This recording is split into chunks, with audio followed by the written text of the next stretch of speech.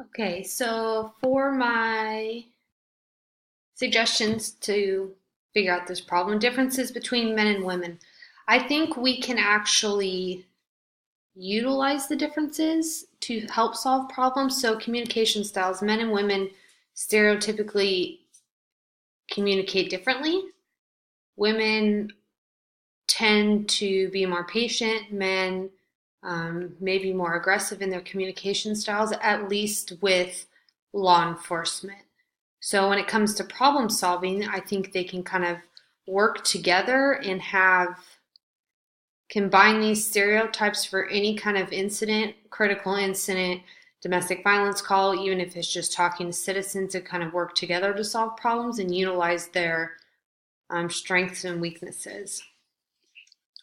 I think these people can benefit from active listening, suspending judgment, and collaborative problem solving. So, this is not with dealing with the public, but with each other. This is an organizational conflict class. The problem is gender differences and gender conflict within the law enforcement agency. So, active listening. These people, men and women, could benefit from really listening to each other's problems, focusing on maybe if someone's having a bad day, what the underlying issue is, learning more about each other personally on a personal level outside of work to kind of help with trust, suspending judgment. If we can try to reduce these stereotypes and teach law enforcement officers how to suspend judgment. They aren't taught how to communicate with each other. They're only taught interview techniques and interrogation techniques on the job. They're not taught ways to kind of mitigate conflict within their department. If they're taught suspending judgment, collaborative problem solving to work together through their problems if there is a conflict, they can hopefully overcome their conflict without any kind of outside help. Again, like this is just to expand on what I just said. NCRP practices to assist in conflicts. Like I said, with collaborative problem solving, understand more about coworkers on a personal level, understand different resolution styles. Every person's going to be different. And without learning more about each other, they're not going to be able to work together, especially if their resolution styles are different.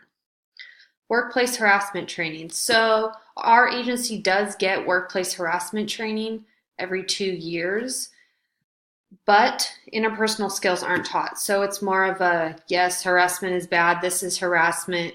This is what you should do. If you see it, you should report it. But there's nothing taught on skills, interpersonal skills on how to try to prevent this from happening.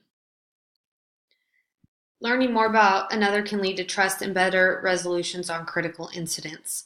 So, I kind of mentioned this a little bit earlier. When there's a critical incident, a shooting, a stabbing, a homicide, an officer involved shooting, anything like that, they're very, very high stress situations. Without trust and without trusting your partners, the incident's not going to be handled very well because you're not going to be able to trust the people you're working with.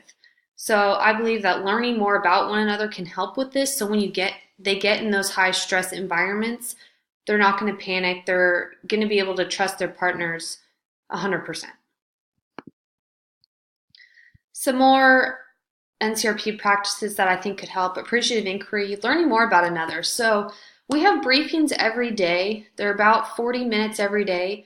I think these would be a great opportunity. I found it beneficial, at least when the supervisor in the briefings just asked everyone, hey, how was your weekend? What did you do? And we go around the table and everyone says what they do.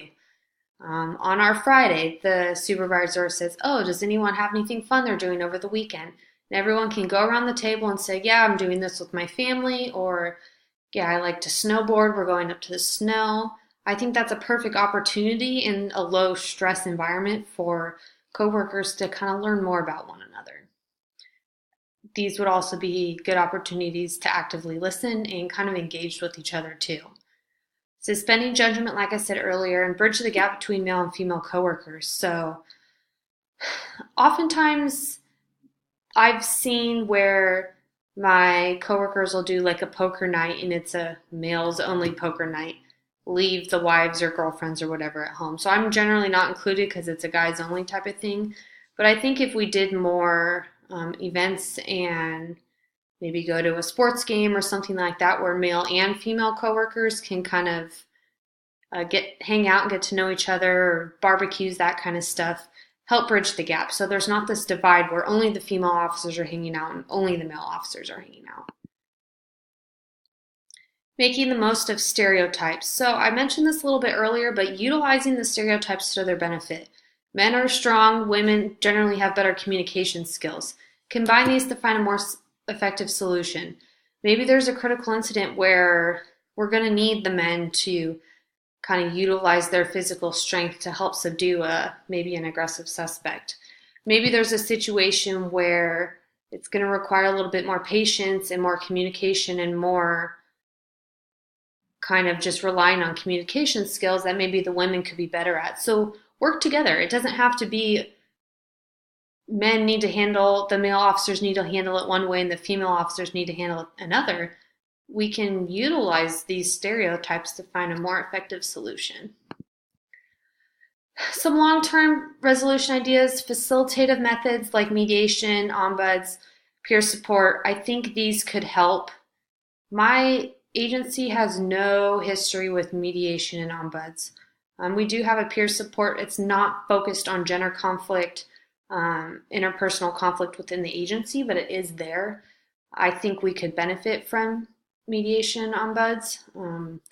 It would be kind of starting from scratch, but I think the long-term solutions for these would have a greater impact. So a mediation program, train mediators to offer solutions and guidance.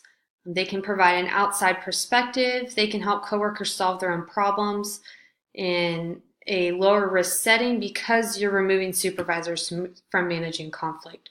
So if a conflict between men and female officers is so bad where they feel like they need to involve a supervisor, now you have your supervisor trying to mitigate a conflict. Now it's a he said, she said type conflict.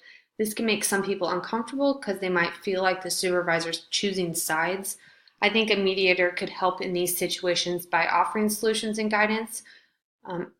They'll have knowledge of law enforcement in general, but they'll be able to provide that outside perspective where parties should feel comfortable going to them and kind of talking to them about the problems without fear that they're going to be judged or ridiculed on the street from their other coworkers. Same kind of thing with an ombuds program. That knowledge related to law enforcement will be important because law enforcement officers generally aren't very trusting of people. So having someone who's familiar with law enforcement would be helpful. Utilize these skills and integrate into daily problem solving. They can teach people in conflict, since like I said, there's not any training, how to solve these problems. Recognize these conflicts don't have to be negative. They can be positive, and trust and openness. So finally, if a program like this was implemented, you would want to test with a few volunteer employees, focus efforts on gender-related conflicts, and really encourage participation and honest feedback. So that was my brief summary of gender conflict in law enforcement organizations. I hope you benefited from at least my personal experience in combined with the literature review and some of the solutions that I think would be beneficial that we've learned in our organizational conflict class. Thank you.